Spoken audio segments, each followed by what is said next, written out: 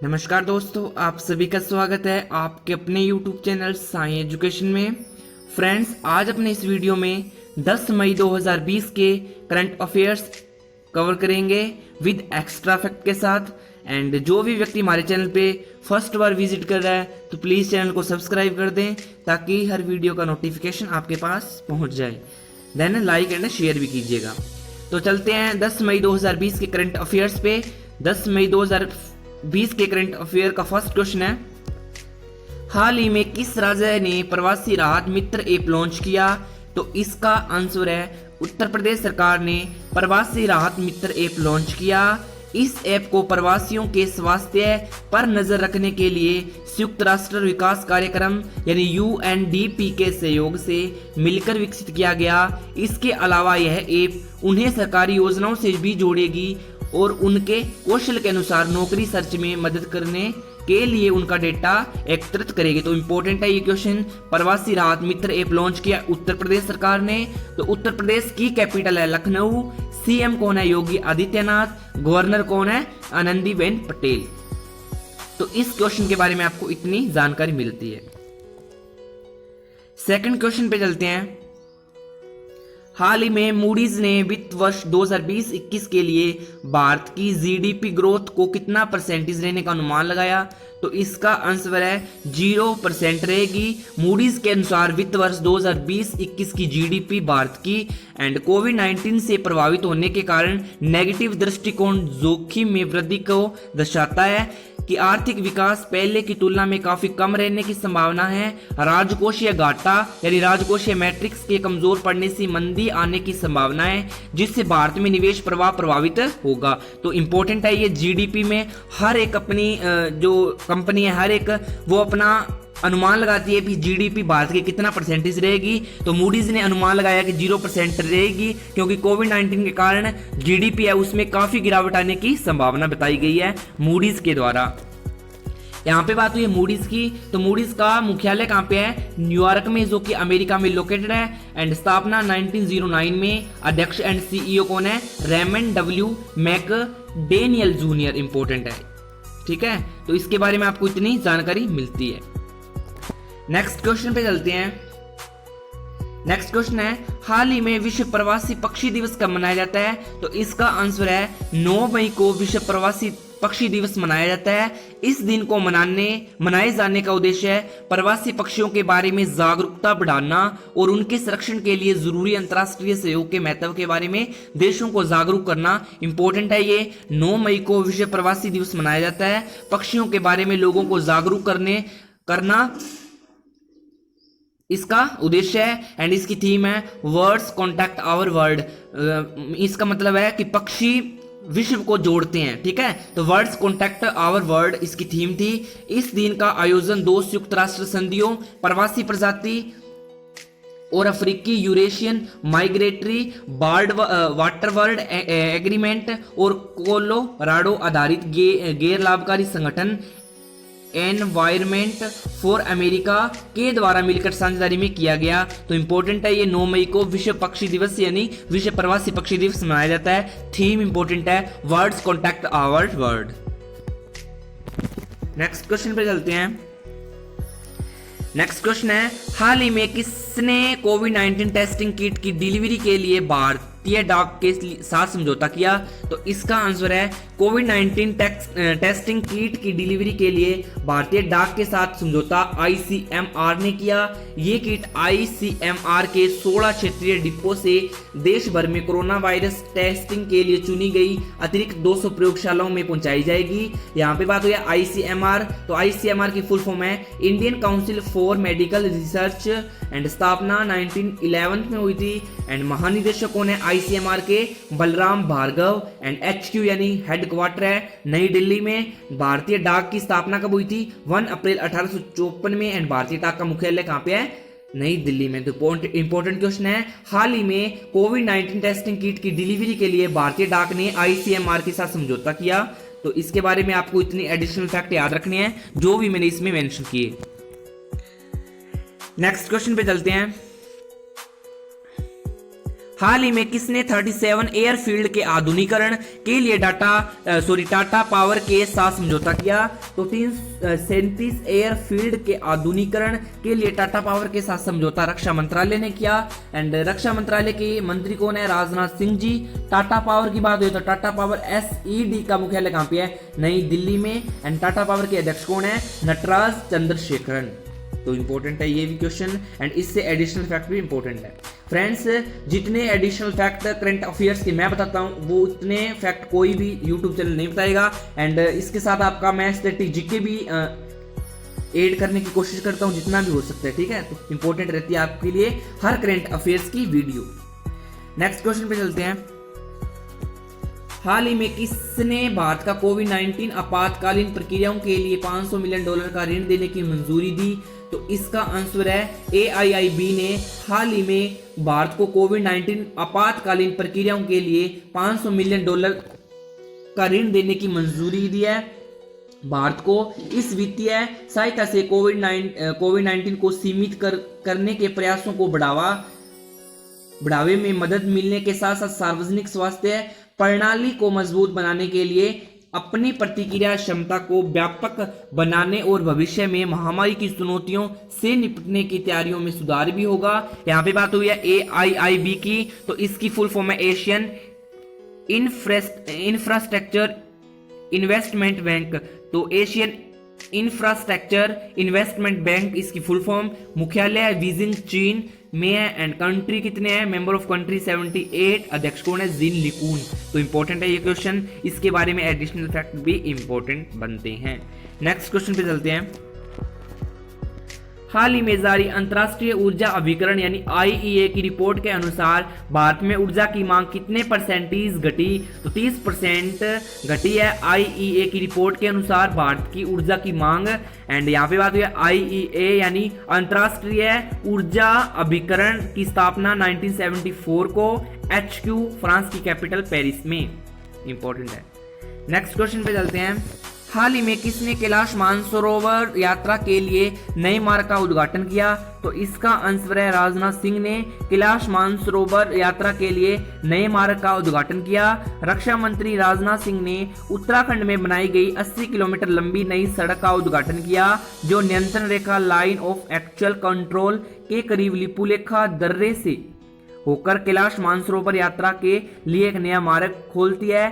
सीमा सड़क संगठन यानी BRO ने धारचूला उत्तराखंड में स्थित है, जो कि से लिपुलेखा यानी चीन सीमा तक कैलाश मानसरोवर यात्रा मार्ग के रूप में इस सड़क को बनाने का कार्य पूरा किया। तो इंपॉर्टेंट क्वेश्चन है, हाल ही में किसने कैलाश मानसरोवर यात्रा के लिए नए मार्ग का उद्घाटन किया? तो राजनाथ सिंह ने। एंड रक्षा मंत्रालय की बात हुई तो रक्षा मंत्रालय का मुख्यालय कहाँ पे है? नई दिल्ली में। रक्षा मंत्रालय में राज्य मंत्री कौन है? श्रीपाद येसो नाइक जी। इंपॉर्टेंट है क्वेश्चन, इसके बारे में एडिशनल फैक्ट आपको याद रखने हैं।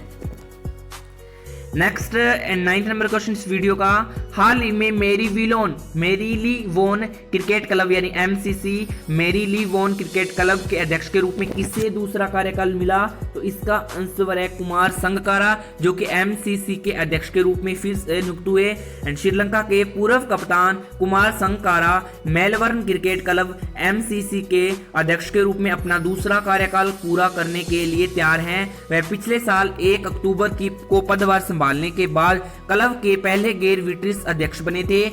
इसके साथ ही अब संगकारा उन लोगों की सूची में शामिल होने जा रहे हैं जिन्होंने कई कार्यकाल पूरे किए हैं। यहाँ पे बात हुई है MCC की, तो इसकी स्थापना 1787 में हुई थी। HQ लंदन, जो कि यूनाइटेड किंगडम में लोकेटेड है, यूनाइटेड किंगडम की राजधानी है। नेक्स्ट क्वेश्चन पे चलते हैं।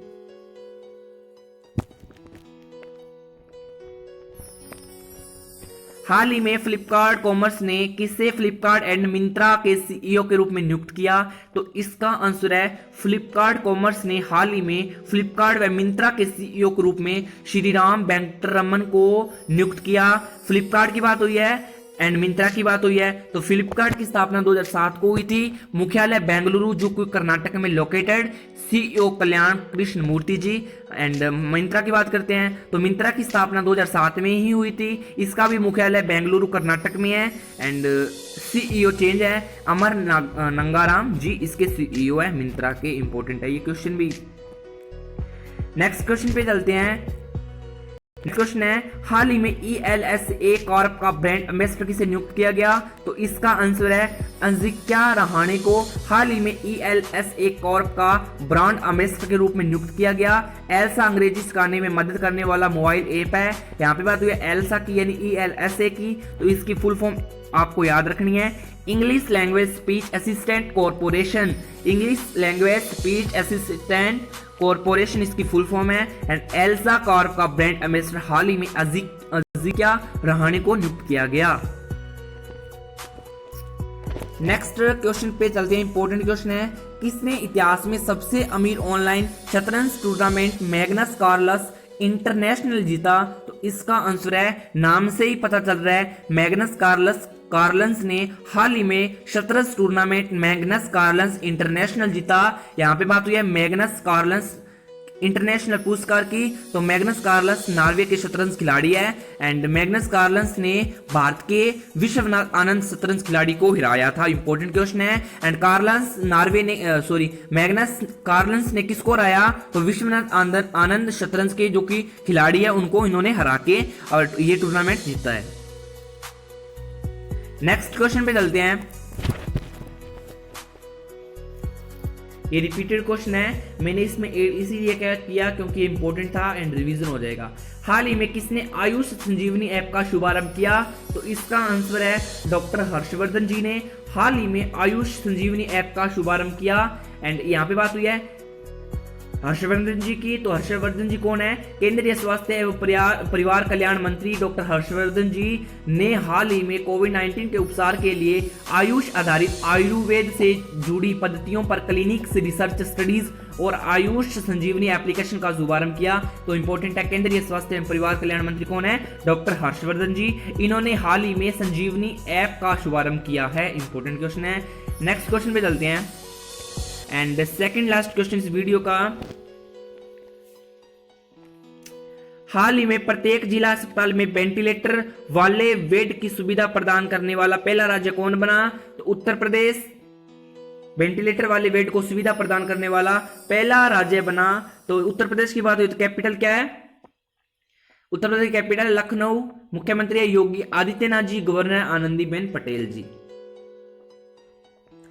नेक्स्ट क्वेश्चन पे चलते हैं। हाल ही में महाराणा प्रताप जयंती कब मनाई गई? तो इसका आंसर है 9 मई को महाराणा प्रताप जयंती बनाई गई है। महाराणा प्रताप जी उन योद्धाओं में से है जिन्होंने घास की रोटी खाकर भी अपने देश की, अपनी धरती माँ को आजाद किया, अपने देश भारत को आजाद किया।